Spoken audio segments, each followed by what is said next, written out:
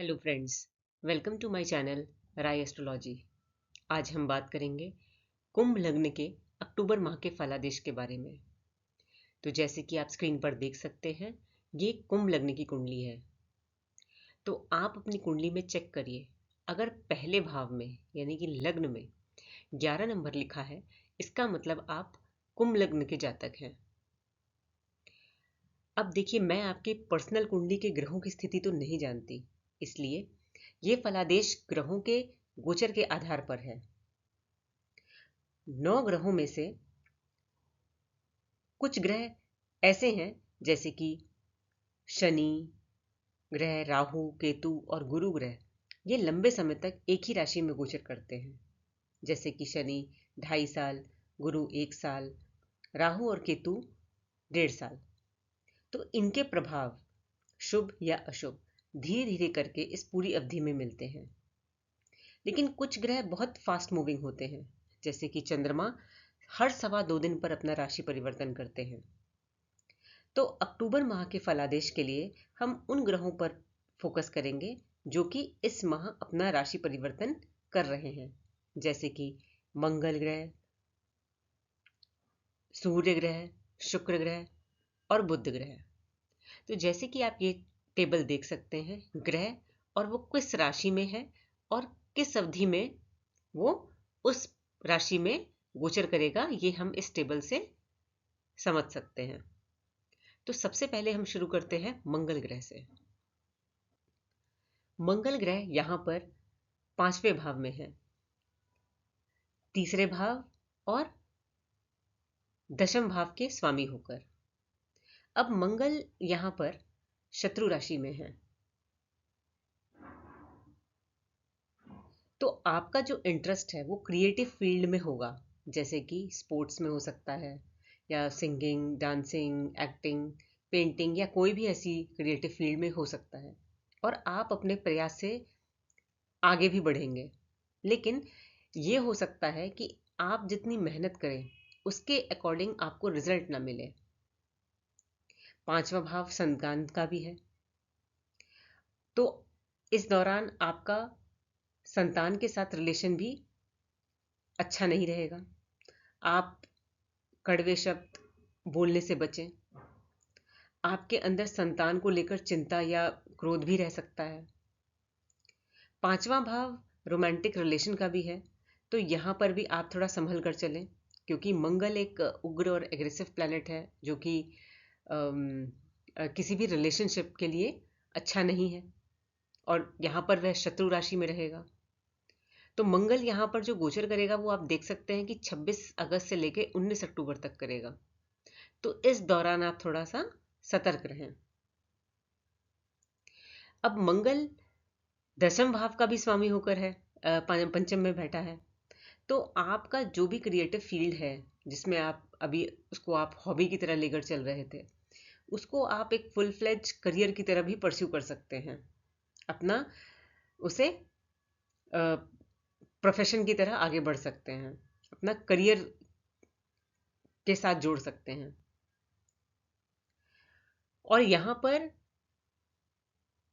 शनि ग्रह अपनी 10वीं दृष्टि डाल रहे हैं 8वें भाव पर, और गुरु ग्रह भी सप्तम दृष्टि डाल रहे हैं। तो इसे हम डबल गोचर बोलते हैं। तो जहां भी जिस भाव में भी शनि और गुरु ग्रह एक साथ दृष्ट करते हैं, ये एक शुभ स्थिति है। तो उस भाव से रिलेटेड जो इवेंट है वो कह सकते हैं कि 100% होगा ही होगा।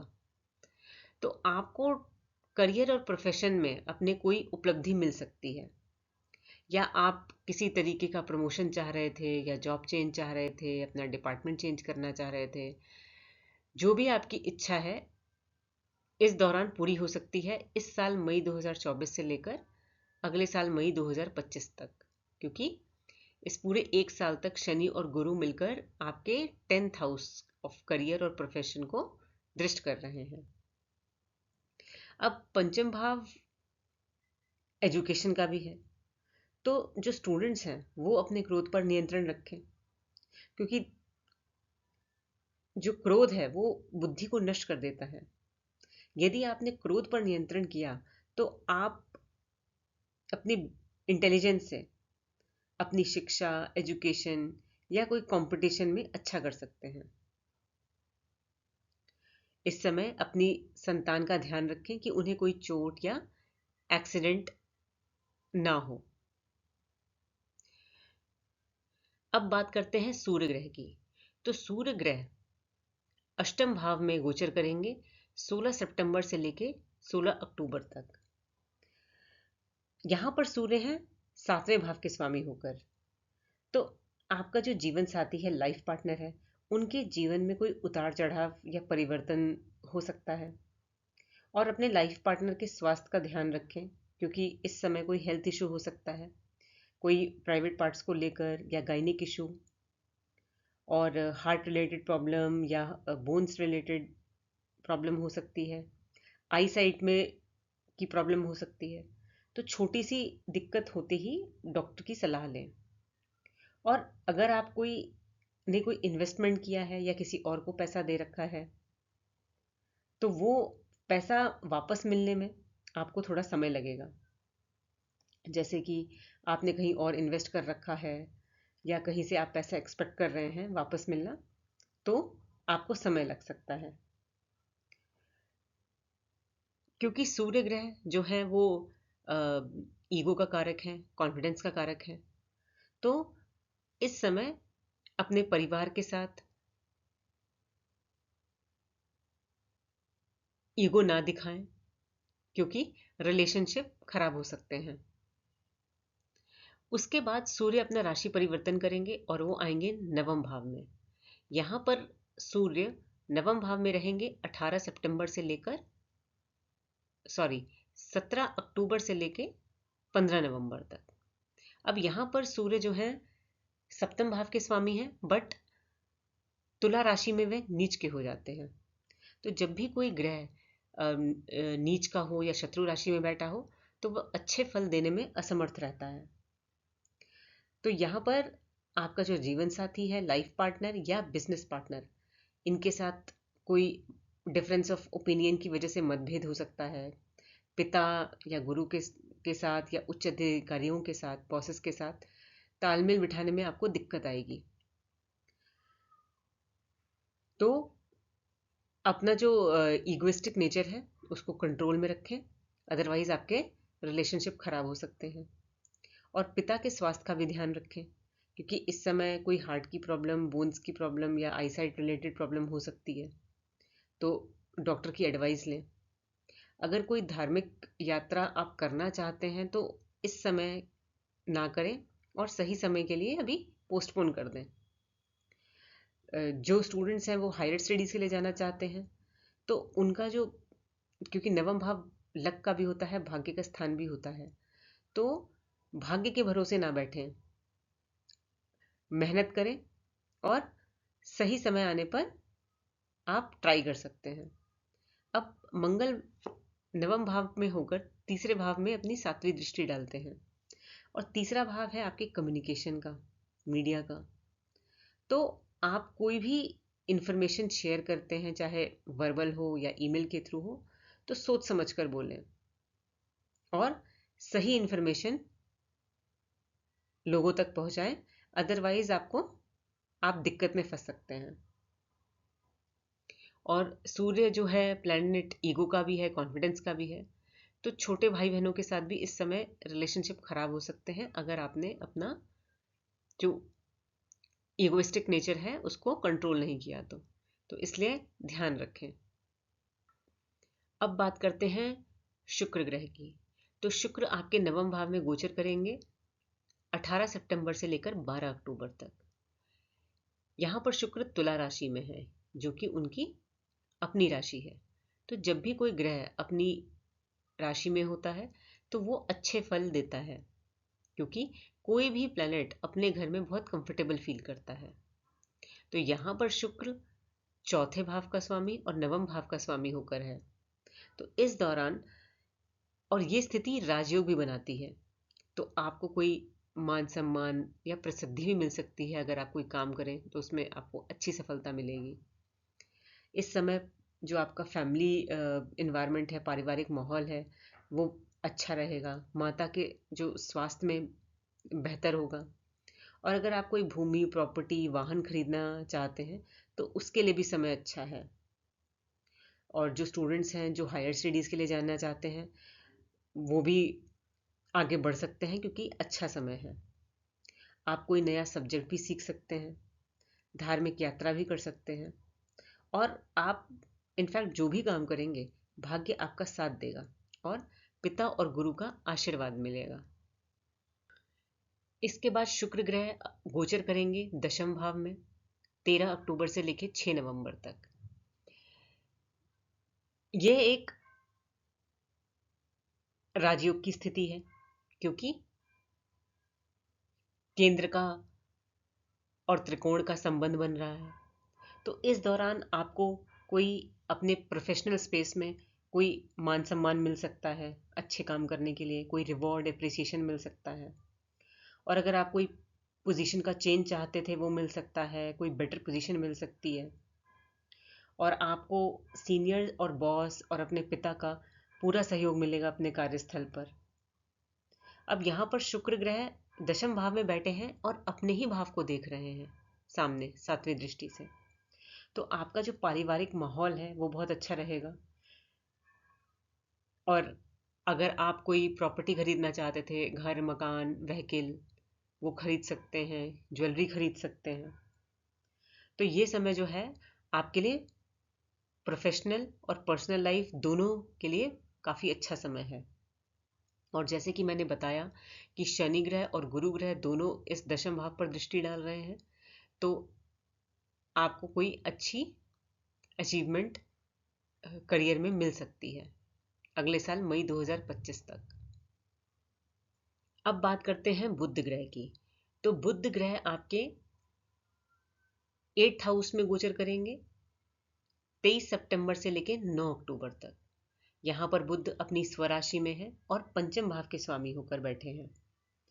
तो देखिए, आपका जो इंटरेस्ट है वो किसी तंत्र मंत्र या सीक्रेट सब्जेक्ट की ओर बढ़ सकता है, जैसे कि ऑकल्ट, रिसर्च, ऑडिट। और आप इसको सीखने की कोशिश भी कर सकते हैं, इसमें नॉलेज भी गेन कर सकते हैं। पंचम भाव स्टॉक्स का भी है, तो आपको अचानक लाभ या हानि हो सकती है। अब लाभ होगा या हानि होगी वो आपको पर्सनल कुंडली देखकर ही पता चल सकता है। आपकी जो रोमांटिक लाइफ है, कोई लव अफेयर चल रहा हो, उसमें भी कोई अचानक बदलाव, परिवर्तन आ सकता है। उसके बाद बुध ग्रह गोचर करेंगे नवम भाव में 10 अक्टूबर से लेके 29 अक्टूबर तक। यहाँ पर बुध पंचम और अष्टम भाव के स्वामी होकर बैठे हैं। अब ये जो स्थिति है बुध की, ये एक अच्छी प्लेसमेंट है। तो आप जो भी काम करेंगे आपको उच्च स्तर के लाभ प्राप्त होंगे। चाहे वो स्टूडेंट्स अपनी स्टडीज़ में कर रहे हों, पढ़ाई में अच्छा करेंगे, अच्छे रिजल्ट्स आएंगे, या कोई स्पोर्ट्स या क्रिएटिव फील्ड से जुड़े हैं वो स्वयं या उनके बच्चे, तो वो भी अच्छा काम करेंगे, उनके काम को पसंद किया जाएगा। विदेश यात्रा भी हो सकती है, घर से दूर की यात्रा भी हो सकती है, और धार्मिक यात्रा भी हो सकती है, और ये आपके लिए अच्छी रहेगी। अब हम बात करते हैं गुरु ग्रह के गोचर के बारे में, क्योंकि गुरु ग्रह का जो गोचर है, जो इनसे फल प्राप्त होते हैं, वो बहुत इम्पॉर्टेंट है। तो यहाँ पर गुरु आपके चौथे भाव में गोचर कर रहा है इस साल मई 2024 से लेकर अगले साल मई 2025 तक। यहाँ पर गुरु जो है आपके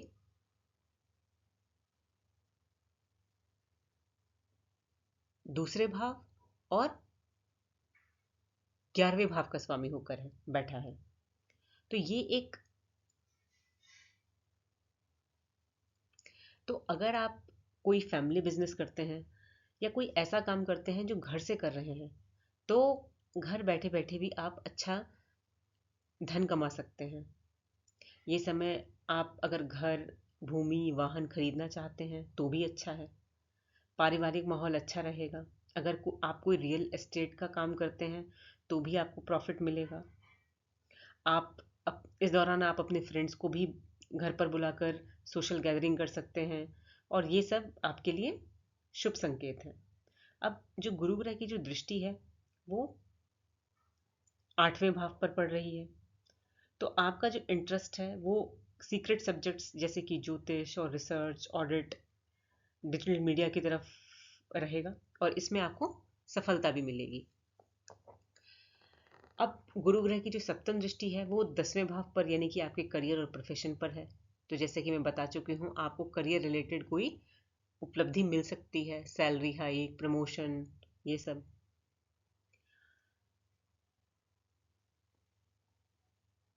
अगर मैं इस महीने आपको कोई रेमेडी देना चाहूँ तो मैं ये बोलूँगी कि आपके जो लग्नेश हैं, लग्न के स्वामी हैं, वो है शनि ग्रह, और शनि अपनी ही राशि में बैठे हैं जो कि शश योग माना जाता है। तो अगर आप अपने लग्नेश को बलि करें तो आपकी health, confidence, career, personal life सब पर अच्छे प्रभाव पड़ेंगे। तो शनि के को बेहतर करने के लिए आप एक तो डिसिप्लिन्ड लाइफ जिए, यानी कि एक ही समय पर काम करना, एक ही समय पर उठना, खाना पीना, अपनी जो रूटीन है उसको बेटर करें। शनि ग्रह को मेहनती लोग बहुत पसंद है, तो आप अपना जो काम है बुद्धि और मेहनत से करें, आलस्य ना दिखाएं। शनिवार को पीपल के पेड़ के नीचे दिया भी जला सकते हैं। और सूर्य ग्रह के लिए आप जो रोज है वो सूर्य भगवान को जल चढ़ा सकते हैं। तो ये थी जानकारी कुंभ लग्न की अक्टूबर माह के बारे में। तो अगर आपको मेरा वीडियो अच्छा लगा हो तो आप इसे लाइक करें, शेयर करें, सब्सक्राइब भी करें, ताकि जब भी मैं अपना नया वीडियो डालूं तो आपके पास ऑटोमेटिक अपडेट आ जाए। आज के लिए इतना ही। Thank you.